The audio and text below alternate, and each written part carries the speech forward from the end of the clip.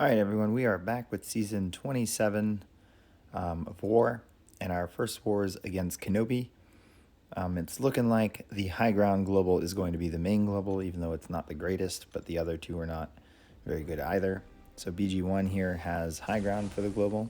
I will have Path 1 in Section 1 and Path 1 in Section 2, along with a few mini-bosses and the boss. So going into this first fight here, I decided to go with Mr. Negative. I wanted to take advantage of the mechanic he has where he can convert a buff immediately into light energy and pretty much remove it so that he doesn't trigger MD. But you'll see here, right at the beginning, I get smacked. It happened once in a duel, but not the other times, where I tried to dex at the start and I actually ended up eating an attack. So it looks like I blocked and I got hit, but was definitely trying to dex there. So here we are fighting for space. We're at 2 dark energy and 2 light energy, baiting out in these specials, converting that dex so that we don't have it on there when we try and hit her to give her any MD, just hitting her just shy of a bar and then charging that heavy so that we can counter attack with the evade counter and convert to dark energy.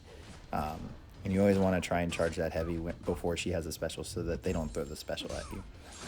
So we're about to be at the sweet spot, which is like 9 to 10 dark energy. You can go more, but it does get a bit more frustrating to try and hold on to those before throwing SP2, and then we launch it and she's just dying from degen. So it was great first fight of Season 27 with a new champion. Alright, so what you probably didn't notice with the first fight is that I forgot to boost. So I'm boosted now for the next 2 fights. What we have up next is Gili 99 on the masochism node. So game plan here is to make sure that we parry heavy to remove or to start her cloak timer so that she doesn't cause miss, but also to watch our parries and make sure that they're going to stick with the masochism timer. So either reparry, or if we know the timer's running, just a regular parry. Does not matter too much which curse you're going to stay in. If you can get to incinerate and throw as much damage as possible on her, great. So I believe I do that. I switch immediately to Hellfire when I can, and then I just stay there and parry heavy when I need to get her cloak down. Now you saw I threw an SP2 there. It's because the timer wasn't running for her cloak, so the SP2 knocks her down and counts to starting the cloak timer. Now we're in Hellfire. So now we're looking to make sure that we don't hit her and cause her cloak to activate. So we're trying to draw out a parry, and then once we've done that, we're now going to throw SP2 if we have it, maybe build to SP2 and throw it, and then do as much damage as possible. Rinse and repeat. So it's a pretty straightforward fight. Looks like I managed to switch out of Hellfire. It does happen sometimes when I know I'm going to throw SP2 at the end of a combo, I end with a light instead of a medium, which is somewhat frustrating. So there's the Hellfire SP2, big damage, and she's done. Moving on to the Sasquatch on strike counter, I was playing around with the idea of using Mr. Negative, but the Petrifies from his SP2 will be very hard to place since it is a strike counter node, so I went with Human Torch. I did not use the pre-fight. My Human Torch is duped, and I do have a couple more Human Torch fights, but I did not want to risk not getting the Flame On pre-fight back for the boss. So this is a pretty straightforward strike counter node. Just sticking to the rotation: heavy, medium light, light, medium light, throw SP1. And you'll see I changed the rotation up, but it's some sort of combo like that into SP1. Sometimes it ends short and I get to throw it. A lot of times I try to use up the entire combo. You'll see here now that he's enraged, or wrath, in his wrath mode, I'm going to just back up, let him hit into my block, and wait it out so that I can go back to landing some parries and stunning him and deal with the strike combo. So while the Furies aren't building up, that's a good time to just kind of let him tough out his wrath mode so that you can go back to the rotation. So work him to the wall at the start. When he gets in wrath, kind of back up to your own wall as slow as you can, and you'll see he goes down pretty easy. Alright, so I did have the middle mini boss on Mixmaster. It is the white Magneto, and I will be taking it with Human Torch without pre-fight, but someone did place a white Magneto pre-fight, so I have the 2-second passive stun timer. Goal here is pretty straightforward. Depending on his prowess, I'm not going to dodge the SP1, and I'm just going to take it as a block, because what I would hate to happen is that one hit to just completely wreck me.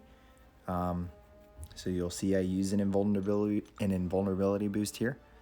But it's basically parry heavy, or parry medium heavy, to keep temp up. And when I can't do that, I'm going to medium light. I'm not going to medium light medium, just in case I have to retaliate a special like that, and that medium ender causes a medium evade with the next hit. So medium light. So you'll see that's just pretty much all I do. Holding on the specials, SP3 is going to just be kind of like a finisher, or if I need to get out of a tight spot. But he's pretty willing to throw SP1 here. Decide to throw this just to lay on some damage to keep the temp up.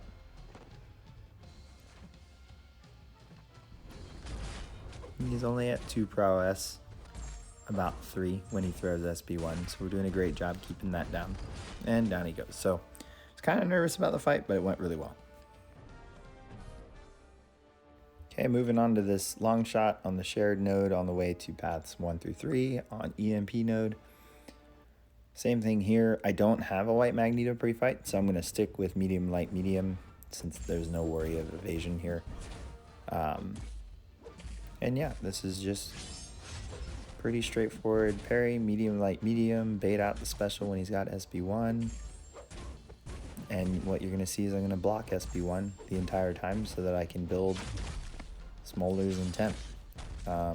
And I'm going to try and prevent myself from using the dexterity mastery as much as possible so that I don't pile the shock on. So constantly dodging SB1 would not be a good idea for that. But you see he's going down nice and easy. I actually haven't even hit Nova. And down he goes. Alright, so we're going to move on to our fights on path 1 in section 2. And this first fight I have Dormammu on Vigor.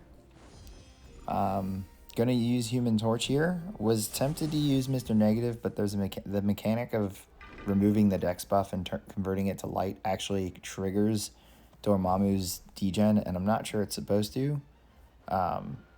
Posted it on the forums and never got a reply back. Since dexterity doesn't affect Mystic Dispersion, I figured it wouldn't affect Dormammu's SIG ability. So we're going to use Human Torch, who's a great option as well. It's just going to melt him. We're going to try as much as possible to bait out SB1 or hope that we leave our block open and he just decides to throw it.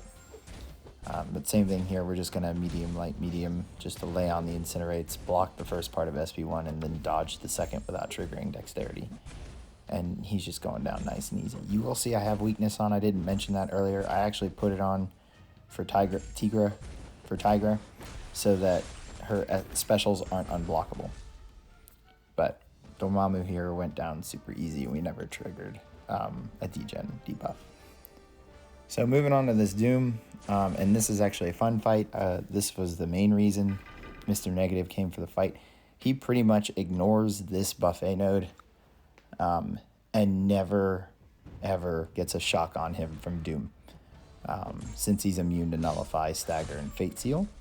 And since that's the case, none of the buffs that he triggers gets eaten by buffet. So, on top of that, if I do have a buff or happen to trigger a buff, I can remove it on my own. So it doesn't count as like an expiring buff. But what you're going to see here is me basically play fighting till I get to about, hopefully, 10 dark energy. So here I'm going to try and convert it, but I wasn't paying attention. He had an SP1, so I'm going to eat this SP1, which is fine. It doesn't do a lot, and the knockdown puts me at 9. But now I have to wait out his aura. So you're going to see me dance until the aura looks like it's going to finish. I parry here. And now I charge that heavy. Now I'm at 13 dark energy. So he was at 80% when I threw this. And I slowed it down because you're going to see him just melt in the last 16 seconds of this fight from the 14 degen debuffs. Now, this isn't even reversing healing because you can't on this node. So there's not, I mean, there's the extra damage that could come into play if he had willpower, but it was just disgusting to watch him melt in 16 seconds from the degen. All right, so we're going to move right on to our 2 mini-boss fights on Boss Island before we hit boss. First one's this Mr. Sinister. Not a complicated fight here at all. It's very normal to take Mr. Sinister with Human Torch. All you're going to do is parry, medium, light, medium, bait out SB1, let the SB1 throwing the incinerates at you, build your smolders, and that's pretty much it. I think I realized the stun timer is long enough for me to do medium heavy after a parry, but for the most part, you're just going to see me medium, light, medium. And I do kind of abuse him on the wall if he's below a bar of power, and I can throw another heavy. So, not a hard fight. This node is almost always useless for whoever's placed here, especially since passive regen buffs don't count towards the vigorous assault, which is nice for now. But it just means that any healer here with a passive buff regen buff doesn't actually go unblockable. So there's no worry here. And I think even if it did for Mr. Sinister, it wouldn't be a big deal since it requires contact for him to actually activate a regen buff. So you could always hit him in the face, back up, let the regen end, and then land a parry and go right back at it. So not really a dangerous node for him. And he goes down pretty easy. Okay, and I got the luxury of taking a new champion on a difficult node. So we have Purgatory here on the Stun Reflect node, mini.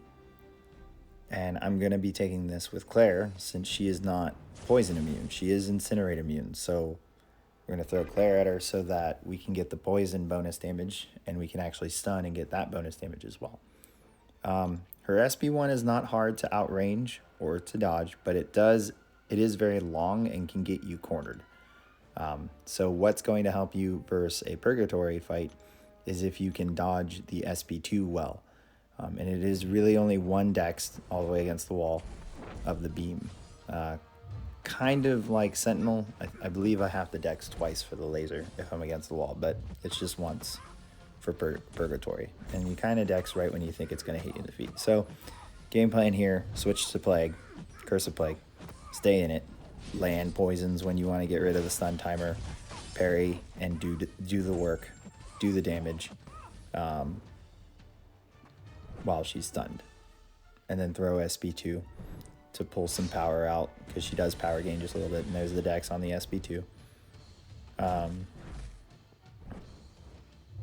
But yeah, it's a pretty straightforward fight. MD can get a little crazy here, or could get annoying, but since Plague, Curse of Plague, does a power drain, I'm never actually worried of her reaching SB3, as long as we're diligent about baiting out SB2. If we were close to SB3, there's a chance the Bloodthirst could push her, since she does gain some power, but that also requires her to get hit or for her to do a well-timed block. So, see here, not very hard. 52 hits in. I am going to accidentally get hit there. I thought I was out of range of it, but turned out to be in range, but not a big deal. She's going down nicely. And boom. So, wasn't too bad of a new fight. Alright, so moving on to this Ebony Maw as the boss. He's probably here because of high ground and because of the buff recently to him, which increased his degen damage and made it a bit more of a pain in the butt. But if you play this fight right, you only have to deal with the degen once. and that's after he nullifies a buff from SP1, from that mission being completed. If you never get hit by a heavy, you won't take degen again, and if you never miss, you won't take degen again either. So taking this with Human Torch so that we don't have to deal with miss as long as we keep temp up. So the game plan here, wasn't really sure what the best strat would be, so I assumed I was going to be blocking a lot and retaliating the heavy, which is super easy to see coming without triggering Dext, since he telegraphs it by reaching back for that rock. So I much prefer his heavy to Mojo's. But you'll see here my temp got a little low, so now it's good. I'm trying to bait out this SP1. It's not really coming. High ground buff is on him, so now block damage is going to have about 700 extra damage to it. And you'll see there, I was trying to take some blocked hits and only took the first hit, or the last hit of SP1 as a blocked hit, and it actually put me too far to retaliate, and I paid for it. But we're still, luckily, an invulnerability boost on, so we're still sitting in a good position here. He's not doing a lot of damage into our block, even though he has the high ground global on him. But he is being somewhat stubborn with SP1. So I'm trying to bait that out here, trying to hold on to specials because SP3 will ruin his focus so that I don't have to deal with miss, and focusing on keeping temperature so high. He's now at 2 high ground charges. So I'm getting a little, especially now that he's got SP2 and he decides to throw it. So that was probably worst case with blocking in SP2, is high ground getting to like 2 or 3 charges, and I was actually surprised to see it did not do as much damage into my block as I thought it would. So that SP3 is going to remove one of the high ground charges. He's still got 1. We're going to go back to this medium, light, medium. We're going to still try and bait out SP1. As you can see, you can get out of it or outrange it without triggering dexterity, so no worry there. This Fury buff expiring could make it interesting, but he's pretty much done. So he won't throw that SP1 and dies from the Incinerate or the Nova Flame. And that'll do it. So BG1 tied their BG1 with 1 death, which was all right. But what you'll see is we actually beat KenOB by 1 death. So it was a great first win for New Nation. KenOB went all last season without dying or without losing. So it was nice to just come out and smack first place in the mouth. And hopefully we can keep this momentum rolling into the next few wars, especially with the upgrade to rewards to the war season. So thanks for checking in. Sorry this video is late. Hit subscribe and follow me on Twitter so that you can keep an ear out for the next one.